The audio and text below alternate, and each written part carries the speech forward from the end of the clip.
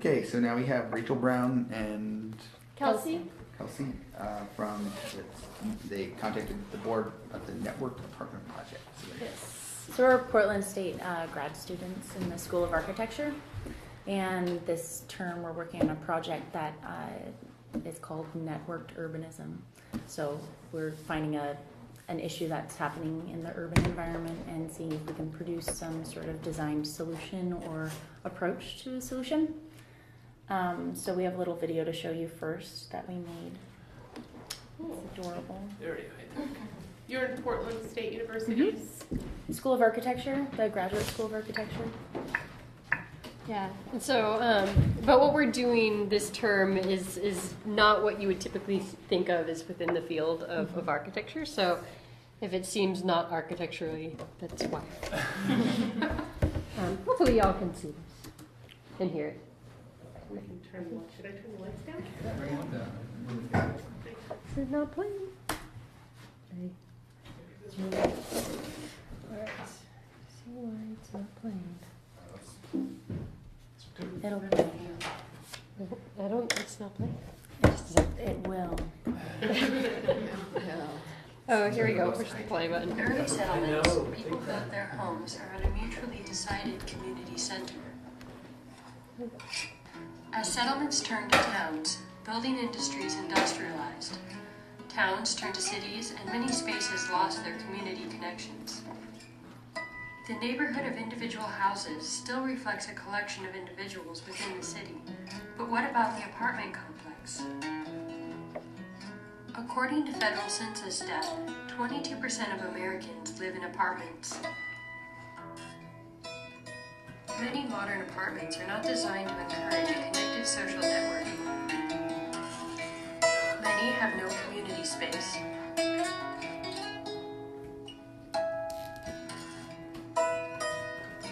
Many sites are cut off from other housing by having only businesses in the surrounding area. Many face busy streets, which creates a situation where the community is isolated. Also, many lack personalized exterior space. If we give tenants a feeling of ownership over spaces, and a place to connect with one another,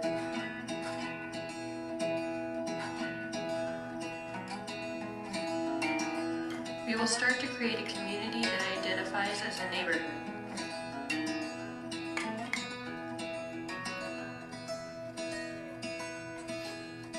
These spaces will be more likely to connect to adjacent neighborhoods and partake in social decisions.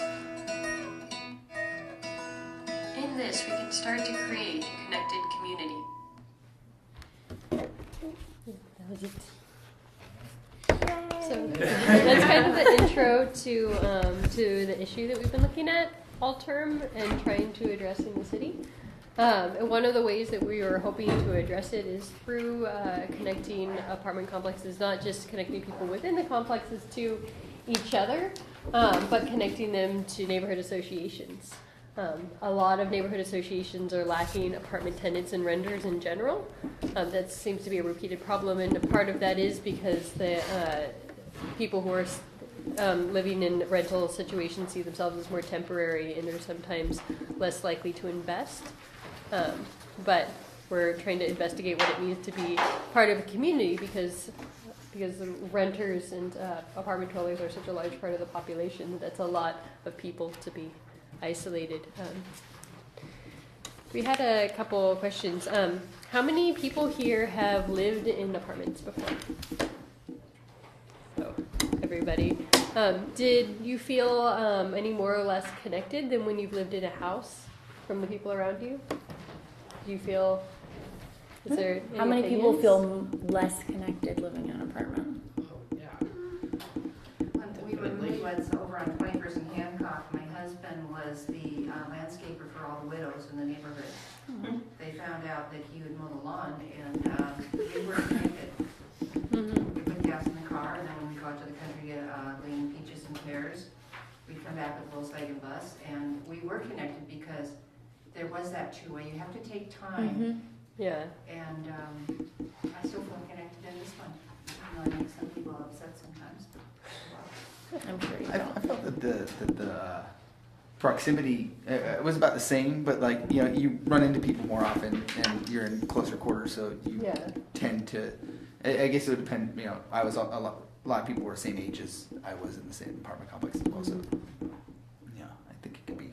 Yeah, it can be really great. Yeah, I've also lived in apartments that I felt connected. So, but and I've experienced both. So I guess it's an interesting thing for us to be investigating because we're looking at certain and we've focused more on certain apartment types. Yeah, we were looking at the Coley neighborhood specifically starting out.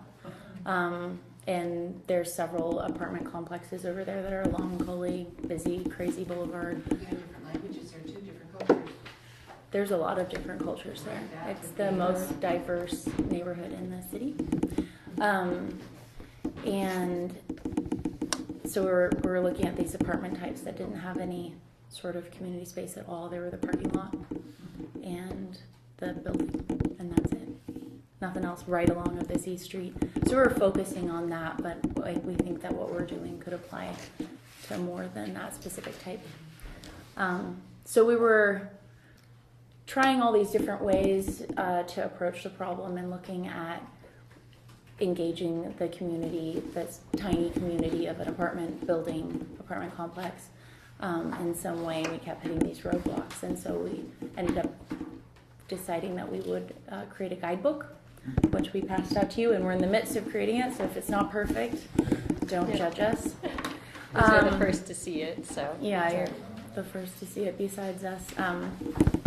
But we're trying to figure out if we could create a guidebook that would have resources, would have examples of projects that have been done on a small scale like this, that some interested party within an apartment complex could see it, maybe through their neighborhood association. It could possibly be something that was a resource for specifically apartment tenants who are somewhat harder to reach, I think. Yeah. We can barely even get our newsletter in the closed ones. Exactly. We have no one delivering newsletters in them. Yeah, and that was something in Coley. They're trying to revitalize the area, and they were trying to connect with all of the different populations there, and it was really difficult to connect with the apartment tenants specifically because they're transient and move in, they move out, they might not feel as connected or invested in where they are simply because they see it as temporary, or they don't have time, or many other reasons. You've said it a couple times, and I think one slightly different take I have on that particular question is that I think the people in apartments may actually not be so transient, but that they see or assume the neighborhood association is de facto a homeowners association, which of course it's not, but it can also sort of become something like that, and there have been ugly things said at the very rare occasion at these meetings where it started to sound really much like a homeowners association. So I think there's misunderstanding too, not just transients. There's a perception of who they are in the community to themselves, maybe to other people, I don't know, but having been an apartment dweller myself, I have a perception about where I stand.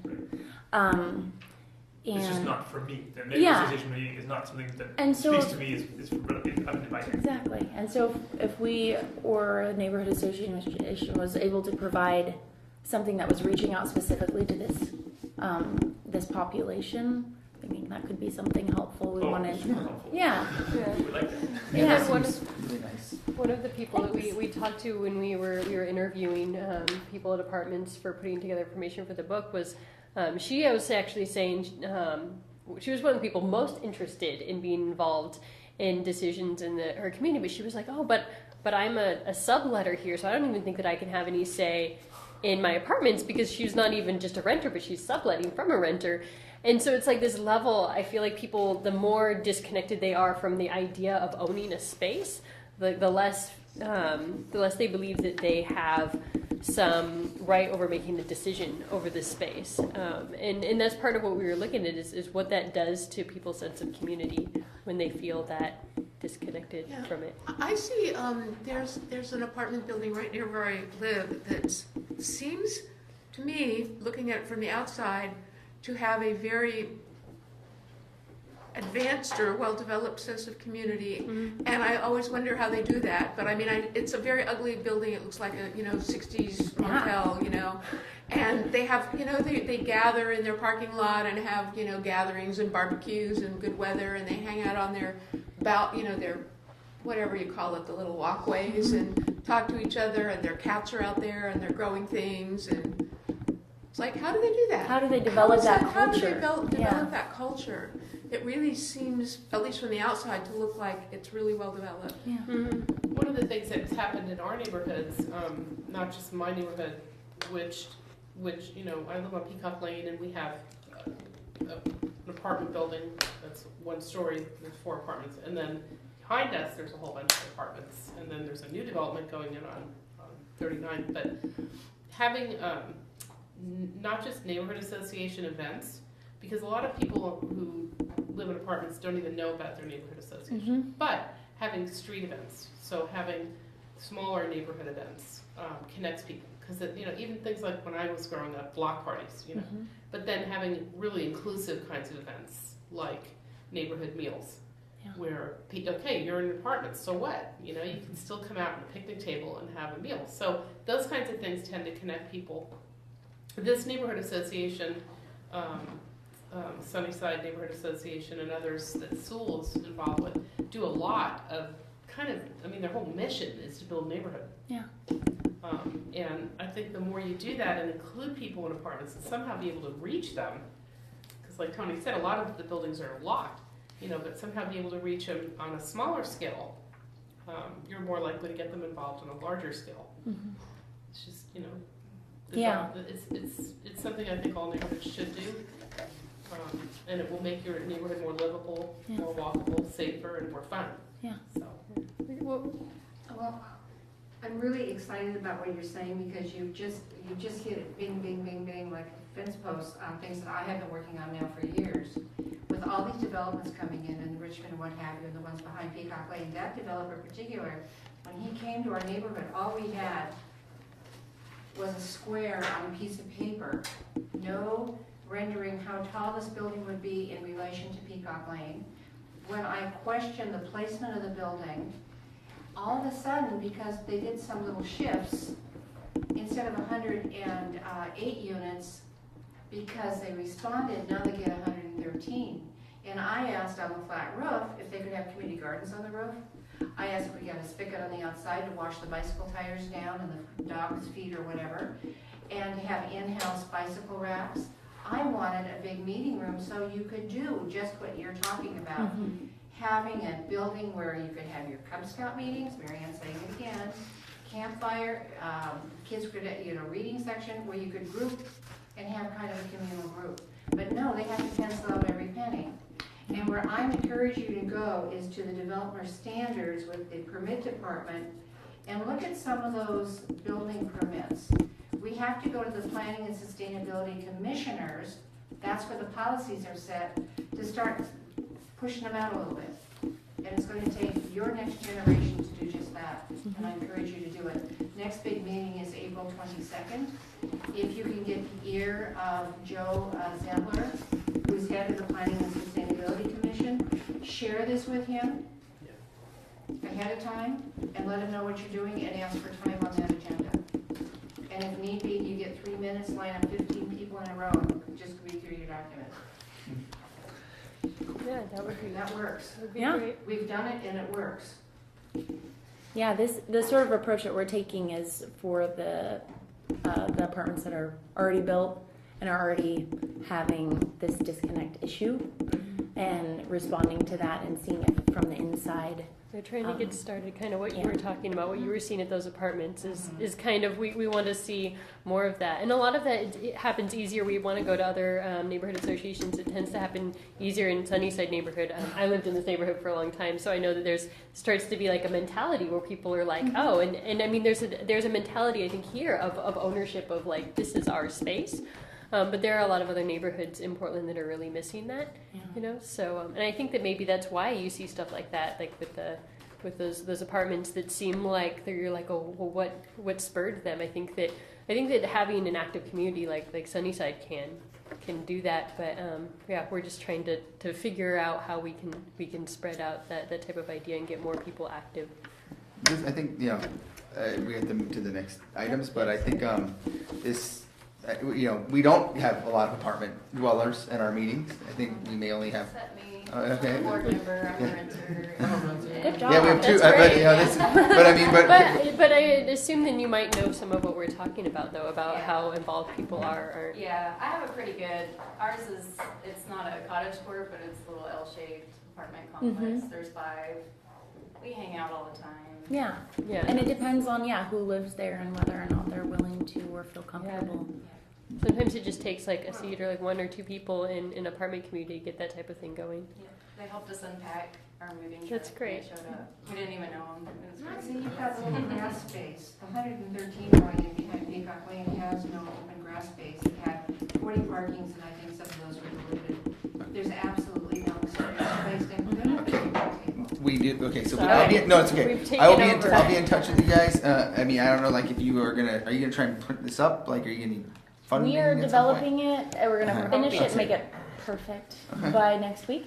And what we want to do is we can print it up for whoever wants it, but we wanted to provide it online as well so that it's printed on 11 by 7 or 8.5 by 11, and people could print it themselves. This could be something cool. at Even some point. this next newsletter is full, but maybe in the April or May Yeah, ones, maybe do one for something. the future A newsletter. little article would be great. Yeah. Thanks. Cool. That Great. would be Okay, And you thank guys are welcome to stick around or You leave. can keep us informed of ideas that we might use to encourage volunteers to come, because certainly for me, it's been a long-term goal. I've not done much about it, but it seems frustrating to not know exactly how to do that. So, Yeah, yeah. And if you have any feedback for us, if you wouldn't mind passing it to Tony and he'll pass it on to us. And I think the We all email went got on the whole email. board, so Oh, you it's, did? Whole board. Great, then you can send it to Yes. me, Rachel, great. Okay. That's R. cool. Brown. Okay, Thanks. we're gonna skedaddle, thank Okay. you a lot. Thank you. This is the second committee. You're one end of the bookends, but we've got another bookend here that's missing. And we haven't made. Yeah. We have more kids in school. Huh?